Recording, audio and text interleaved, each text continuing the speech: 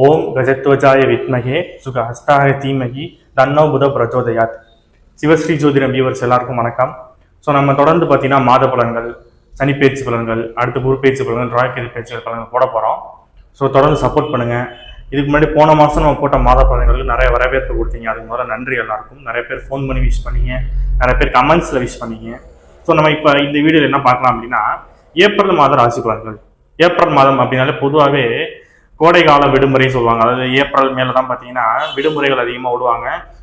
முக்கியமாக பார்த்தீங்கன்னா ஸ்கூல் பிள்ளைங்களுக்கு ஒரே கொண்டாட்டமாக இருக்கும் இந்த ஏப்ரல் மே அப்படின்னாலே. ஏப்ரல் 14 தமிழ் வருட பிறப்பு, அதாவது சித்திரை 1ன்னு சொல்லுவோம். சித்திரை 1னா தமிழ் வருட பிறப்பு. இந்த தமிழ் வருட பேர் வந்து விசுவாவசு வருடம் அப்படின்னு சொல்லுவாங்க. சித்திரை 1 அன்னைக்கு தமிழ் வருட பிறப்பு. பொதுவாக நம்ம தமிழ் வருட பிறப்புக்கு என்ன பண்ணுவோம், எல்லாருமே பொதுவாக எல்லா கோயில்களுக்கும் போவோம். எல்லா கோயில்கள்லையும் பார்த்தீங்கன்னா சிறப்பு தரிசனம்லாம் நடைபெறும். நிறைய இடத்துல மன்னதானம் எல்லாம் போடுவாங்க, சிறப்பாக நடைபெறும். சித்திரை 1 வந்து எல்லா கோயில்களுமே சிறப்பா.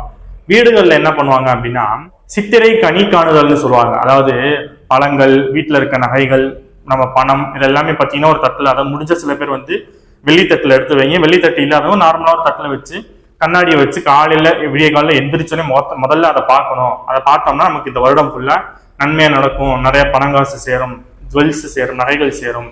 இது மாதிரி நிறைய நல்ல விஷயங்கள் நமக்கு நடக்குங்கிறது ஒரு ஐதீகம். இது வந்து எல்லா வீட்லயும் பண்ணுவாங்க.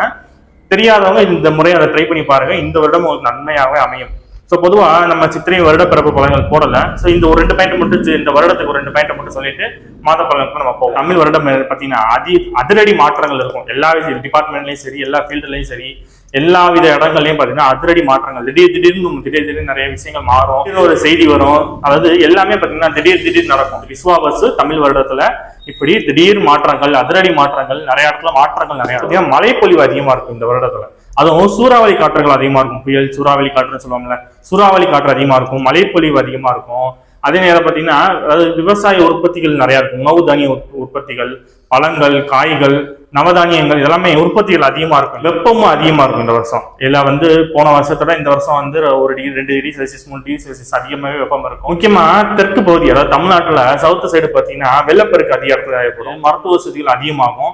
புதிய மருந்துகள் நிறைய பேர் கண்டுபிடிப்பாங்க. நமக்கு மின்சார கட்டணம்னு சொல்லுவாங்கல்ல, அது அதிகமாகிறதுக்கு வாய்ப்பு உண்டு இந்த வருஷத்துல. அதே மாதிரி கோல்டு ரேட் ஏற்கனவே ஏறித்தான் இருக்கு. இந்த வருஷம் இன்னும் அது அதிகமாகும். ஏன்னா குரு பயிற்சி எல்லாம் வருது. புதிய வைரஸ்கள் தொற்று இருக்கும். 23ஆம் தேதி பார்த்தீங்கன்னா வாஸ்து நாள் வருது. பூமி பூஜை போடுறது, புது வீடு பால் காய்ச்சறது, கிரக பிரவேசம் பண்றது, இது மாதிரி விஷயங்கள் அன்னைக்கு செய்யறது சிறப்பு. இந்த மாசத்துல கிரக நிலைகளை பார்ப்போம். 13ஆம் தேதி வரைக்கும் சூரிய பகவான் மீன வீட்டுல இருப்பார்.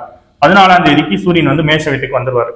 குரு பகவான் ரிஷப வீட்டுல தான் பயணம் பண்ணிட்டு இருக்காரு. இவர் வந்து மே மாசம் மிதுன வீட்டுக்கு போயிருவார். சபா பகவான் வக்ர நிலையில மிதுன வீட்டுல இருந்தாரு. இப்ப அவர் திரும்ப கடை வீட்டுக்கு வந்துட்டார். நீச்சமாவாருன்னு சொல்லுவாங்க. சோ இந்த இடத்துல சபா வந்து நீச்சமாவார். கேது பகவான் கன்னி வீட்டுல தான் இருக்கிறார். இவரும் பாத்தீங்கன்னா மே மாசத்துக்கு அப்புறம் சிம்ம வீட்டுக்கு போயிருவாரு. அதே மாதிரி சனி பகவான் வந்து ஆல்ரெடி பயிற்சி ஆயிட்டார். திருக்கணித பஞ்சாபடி சனி பகவான் வந்து கும்ப வீட்டுல இருந்து மீன வீட்டுக்கு பயிற்சி ஆயிட்டாரு. ராகு பகவான் அடுத்த மாசம் கும்ப வீட்டுக்கு வந்துருவாரு. சுக்கிரன் இங்கதான் பயணம் பண்ணிட்டு இருக்காரு. புதன் வந்து வக்கரத்துல இருந்தாரு. இப்ப திரும்ப வந்து அவர் மீன வீட்டுக்கு வந்துட்டார். சோ இதுதான் வந்து இந்த மாதத்துல உள்ள கிரக நிலைகள். இதுல முக்கியமா பாத்தீங்கன்னா வாக்கிய பஞ்சாங்கம் படி பாத்தீங்கன்னா ராகு கேது பயிற்சி வந்து இந்த மாசம் எண்டுல வருது. அதாவது ஏப்ரல் 27ஆம் தேதி பாத்தீங்கன்னா ராகு பகவான் கும்ப வீட்லயும் கேது வந்து சிம்ம வீட்டுக்கும் வருவார். இது வந்து வாக்கிய பஞ்சாங்க ரீதியா. திருக்கணித பஞ்சாங்க ரீதியா மே மாசத்துல வருவாங்க. 20 நாள் தான் டிஃபரன்ஸ். ஸோ அதுவும் இல்லாமல் இந்த மாதம் எண்டுங்கிறதுனால நம்ம அந்த ராகு கேது மீன வீட்டில் வச்சு பலன்கள் சொல்லுவோம். அடுத்த மாதம் வந்து குரு பயிற்சி, ராகு கேது பயிற்சியை வந்து அந்தந்த இடங்கள்ல வச்சு பலன்கள் சொல்லுவோம். ஸோ இதுதான் இந்த மாதத்தோட கிரக நிலைகள். ஸோ வியூவர்ஸ் நீங்கள் தொடர்ந்து சப்போர்ட் பண்ணுங்க. வீடியோ பிடிச்சிருந்தா லைக் பண்ணுங்க, ஷேர் பண்ணுங்க, சப்ஸ்கிரைப் பண்ணுங்க. உங்களுக்கு யாருக்காவது ஜாதகம் பார்க்கணும் அப்படின்னா என் ஃபோன் நம்பர் இருக்கும். ஃபோன் பண்ணி கேட்டுட்டு உங்க ஜாதகத்தை அனுப்பி பலன்கள் தெரிஞ்சுக்கோங்க. நம்ம சிவஸ்ரீ ஜோதிடம் சார்பா புதுக்கோட்டையில திருக்கோவரணம்ங்கிற இடத்துல நம்ம வந்து சிவஸ்ரீ ஜோதிடம் சார்பா ஒரு அலுவலகம் ஒன்று ஆரம்பிச்சிருக்கோம். ஸோ புதுக்கோட்டை அதை சுற்றி இருக்க மக்கள் எல்லாம் பார்த்தீங்கன்னா உங்களுக்கு ஜாதகம் பார்க்கணும், நேரில் வந்து ஜாதகம் பார்க்கணுங்கிறவங்க என் நம்பர் இருக்கும். ஃபோன் பண்ணி கேட்டுட்டு நேரில் வந்து ஜாதகம் பாருங்க. நம்ம வாஸ்து பார்க்கறது, திருமண பொருத்தம், பிரசனம், நியூமராலஜி, இது மாதிரி எல்லாமே நம்ம பார்ப்போம். ஸோ நேரில் வந்து பார்க்கணுங்கிறவங்க பாருங்க. முடியாதவங்க ஃபோன் நம்பர் இருக்கு, ஃபோன் பண்ணி கேட்டு வாட்ஸ்அப்ல அனுப்பி உங்க ஜாதகத்தை பார்த்து பலன்கள் தெரிஞ்சுக்கோங்க. ஸோ வாங்க இந்த வீடியோக்குள்ள போவோம்.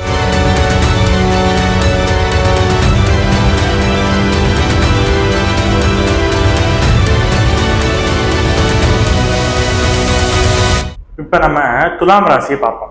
துலாம் ராசி இது வந்து பாத்தீங்கன்னா சனி பகவான் உச்சமாற ராசி. அப்ப நிறைய பேர் பாத்தீங்கன்னா வக்கீல், ஜட்ஜு, இது மாதிரி அதாவது வியாபாரம் பண்றவங்க இவங்கெல்லாம் பார்த்தீங்கன்னா நிறைய பேர் பார்த்தீங்கன்னா துலாம் ராசி. அதே மாதிரி சினி ஃபீல்டில் நிறைய பேர் இருக்காங்க. ஏன்னா சனி பகவான் உச்சமாற வீடு.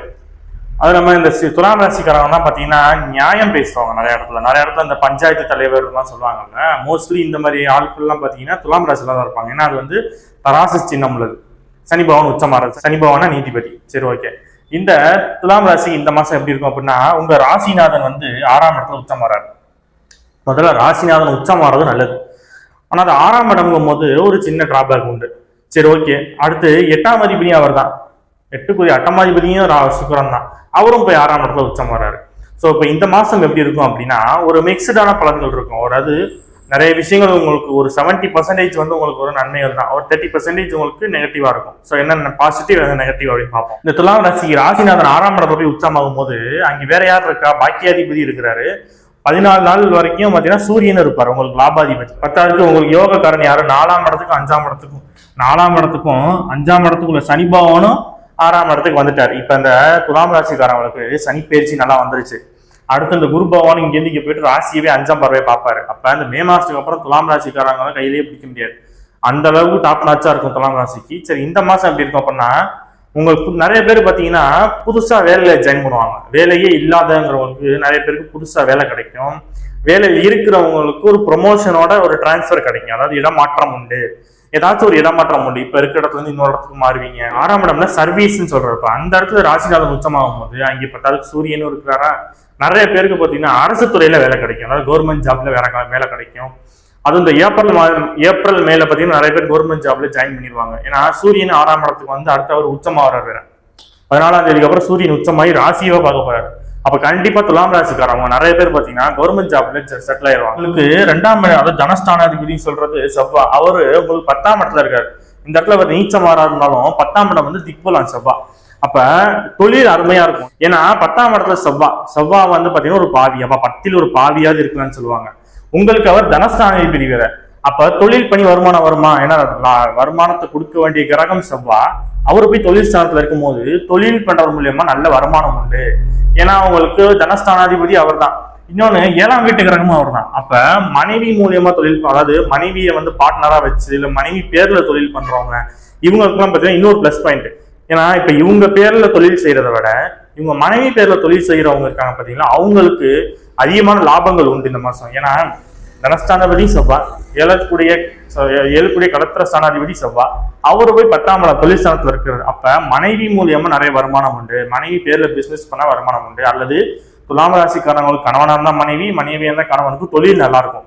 அப்போ துலாம் ராசிக்காரங்களோட பார்ட்னருக்கு தொழில் நல்லா இருக்கும், வருமானமும் உண்டு. இந்த 3ஆம் அதிபதி யாரு பார்த்தா குரு.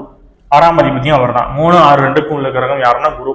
இப்ப இவர் போய் 8ஆம் இடத்துல போய் மறைகிறார். இப்ப 8ஆம் இடத்துல அவர் மறைஞ்சது வந்து போன குரு பேச்சுல இருந்து கொஞ்சம் சுமாரா தான் இருந்துச்சு.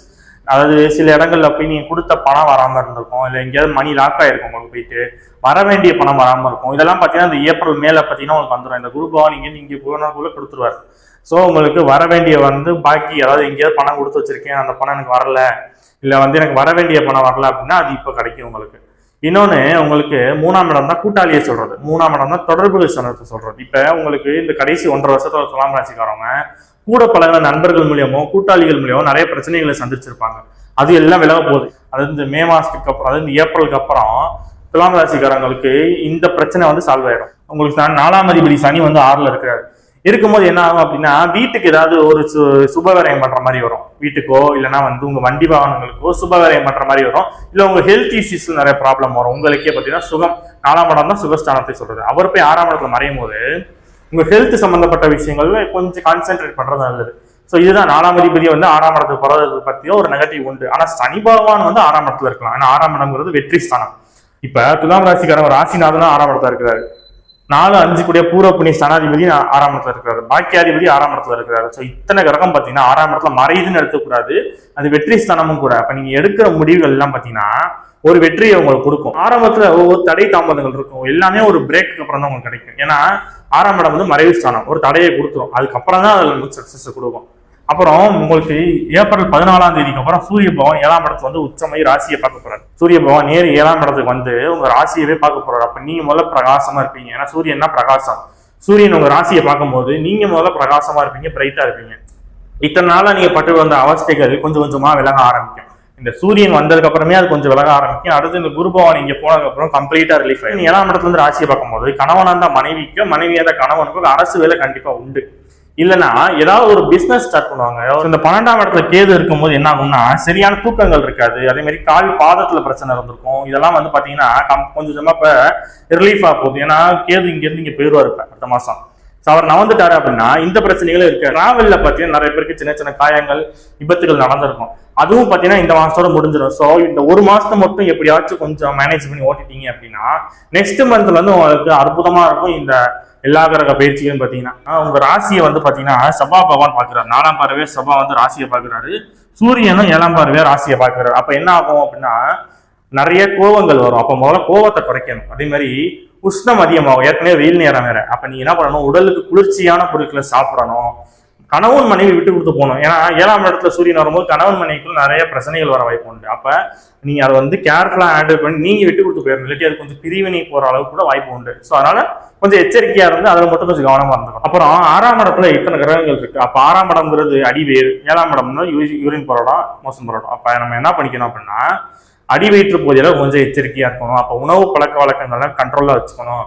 சில பேருக்கு பாத்தீங்கன்னா கொலஸ்ட்ரால் அதிகமாகும். அதனால தொப்பை ஒழுகும். எக்ஸசைஸ் பண்றது, உடற்பயிற்சிகள் நிறைய செய்யறது, இது மாதிரி பிசிக்கல் ஆக்டிவிட்டிஸ் நிறைய செஞ்சுக்கிட்டீங்க அப்படின்னா இதுல இருந்து வர பாதிப்புகள்ல கொஞ்சம் ஒன்னே காப்பாத்திக்கலாம். குரு 8ல மறையாததுனால பண விஷயங்கள் கொஞ்சம் கவனமா இருந்துக்கணும். ஏன்னா குரு தான் வந்து தனகாரன். அவர் வந்து 8ஆம் இடத்துக்கு மறையும் போது எங்கேயாவது பணத்தை கொடுத்து ஏமாந்துருவோம். ஸோ அப்ப இந்த ஒரு மாசம் மட்டும் கொஞ்சம் அதுல கொஞ்சம் இந்த ஒரு மாசம் மட்டும் கொஞ்சம் கேர்ஃபுல்லா இருந்துக்கோங்க.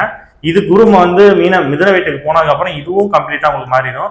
ஸோ துலாம் ராசிக்காரங்களுக்கு ஒரு இந்த மாசம் 70% எல்லாமே சக்சஸ் தான். நான் சொன்னதுல மட்டும் கொஞ்சம் கேர்ஃபுல்லா இருந்துட்டீங்க அப்படின்னா இந்த 70% 100% மாத்திரலாம். ஸோ துலாம் ராசிக்காரங்களுக்கு என்ன வழிபாடு பண்ணலாம் அப்படின்னா பொதுவாகவே துலாம் அப்படின்னாலே சனிபாவம் வந்து யோகக்காரன். அப்ப என்ன பண்ணணும், காவல் தெய்வங்கள் இருக்காங்க பாத்தீங்களா, கருப்பர், ஐயனார், முனீஸ்வரர் உங்க வீட்டு பக்கத்துல இருக்கும். இல்லைன்னா உங்க குலதெய்வமாவே அது வரும். ஸோ அந்த கோயில்களுக்கு ஒரு முறை இந்த மாசம் போயிட்டு வர்றது நல்லது. வேற என்ன பண்ணிக்கலாம் அப்படின்னா பெருமாள் வழிபாடும் மகாலட்சுமி வழிபாடும் பண்ணுங்க. அதுவே போதும் இந்த துலாம் ராசிக்காரங்களுக்கு. துலாம் ராசிக்காரங்க இந்த மாசம் சரி, இந்த வருஷமும் சரி, அடுத்தடுத்து அவங்க லைஃப்ல நிறைய டெவலப்மெண்ட் தான் வரப்போகுது. ஸோ அதுக்காக உங்களை வந்து நீங்க தயார் பண்ணிக்கோங்க. ஸோ நம்ம இப்ப ஏப்ரல் மாதம் எப்படி இருக்கும் அப்படிங்கிறத பார்த்தோம். ஸோ தொடர்ந்து நம்ம பாத்தீங்கன்னா குரு பயிற்சி பலன்கள், ராகு கேது பயிற்சி பலன்கள் போட போறோம். அது முடிஞ்சோன்னு பாத்தீங்கன்னா வார ராசி பலன்கள் போட போறோம். இது இல்லாம நடுவில் பாத்தீங்கன்னா வாஸ்து சம்பந்தப்பட்ட வீடியோஸ் போட போறோம். ஜோதிடத்துல நிறைய மூட நம்பிக்கைகளுக்கு பாத்தீங்கன்னா அவேர்னஸ் வீடியோ நிறைய போட போறோம். ஸோ இது சம்பந்த வீடியோ நிறைய போட போறோம். ஸோ தொடர்ந்து சப்போர்ட் பண்ணுங்க. வீடியோ பிடிச்சிருந்தா லைக் பண்ணுங்க, ஷேர் பண்ணுங்க, சப்ஸ்கிரைப் பண்ணுங்க. அடுத்த வீடியோவில் உங்களை சந்திக்கும் வரை உங்களிடமிருந்து விடைபெறுவது உங்கள் ஜோதிடர் சிவாஜி ஸ்ரீனிவாசன். நன்றி, வணக்கம்.